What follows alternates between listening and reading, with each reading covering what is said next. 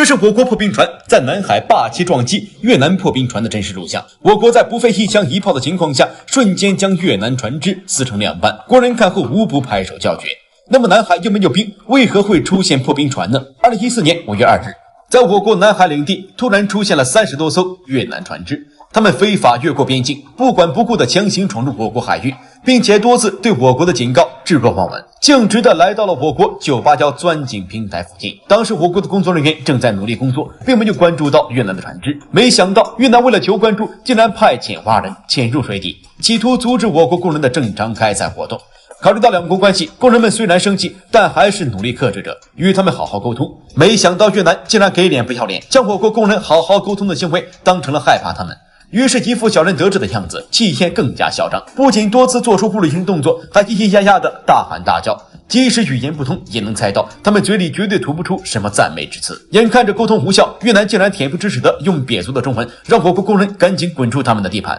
乍一听到越南的言论，我国工人还以为听错了，这里明明就是我们的领海，他们像强盗似的闯进来，还让我们滚，天下哪有这样的道理？面对我国工人坚决不退让的态度，越南这个白眼狼竟然以多欺少，将我国的采油船团团围住，准备实施暴行。我国工人意识到越南这一次是有备而来，于是赶紧一边发信号求助，一边勇敢地和越南对峙。没想到越南见吓不到我们，竟然直接派出了一艘破冰船过来，准备利用破冰船的性能将我国的采油船撞坏。我国警艇接到信号，火速赶来，没想到越南竟然趁机碰瓷，直接用一艘破渔船撞上我国警艇。之后只要我国警艇出现，他们就用渔船撞击我国警艇。除此之外，他们为了不让我们开采海里的石油，简直无所不用其极。他们觉得派蛙人正在海底搞破坏，太费时费力，于是就在我国的开采船周围布下天罗地网，扔下众多大型浮漂布，逼得我国工人不得不停止开采工作。而越南之所以会这么做，完全是因为他们觊觎我国的海洋资源。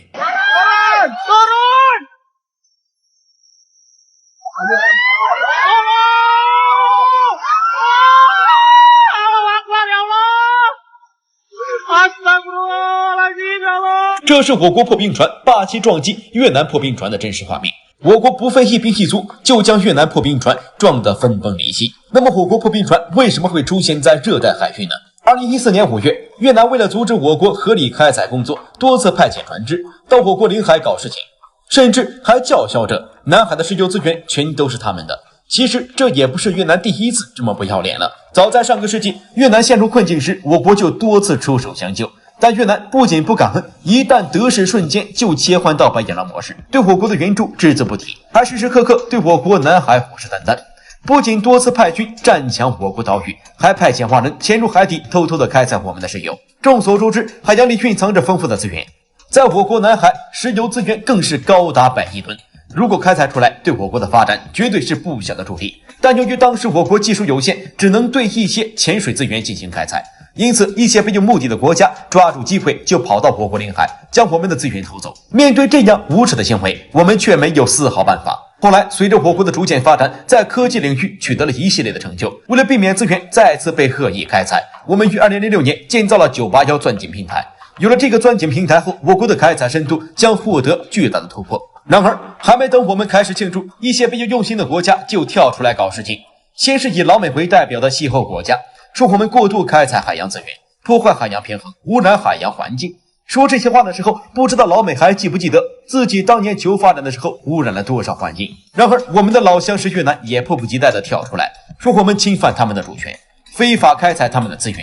看来越南不仅没礼貌，眼神也不怎么好。好好一个国家，连自己的边界线在哪都搞不清楚。面对国际上的各种流言蜚语，我们根本不在怕的，因为我们知道他们的小算盘。他们之所以阻止我们建造981钻井平台，不就是为了方便继续偷我们的资源吗？对此我们心知肚明，所以任他们如何叫嚣，981钻井平台还是横空出世的。没想到越南却着急了，不仅多次派遣船只到我国搞事情，为了威胁我国，每次他们来竟然还都会带上几艘渔船，以此彰显他们的民众也支持他们的行为。眼看着耍流氓似的丢东西对我国没有什么影响，越南竟然灵光一现，把国内的那艘破冰船派来过来，想要震慑我国。但是我们根本就不在怕的，因为我们的破冰船可比他们的威武雄壮多了。当时我国滨海285号破冰船正在南海休息，听说越南的破冰船要来搞事情了，滨海285号全体人员顿时就坐不住了，一定要跟越南比试一番。然而他们怎么也想不到，越南破冰船竟然如此不堪一击。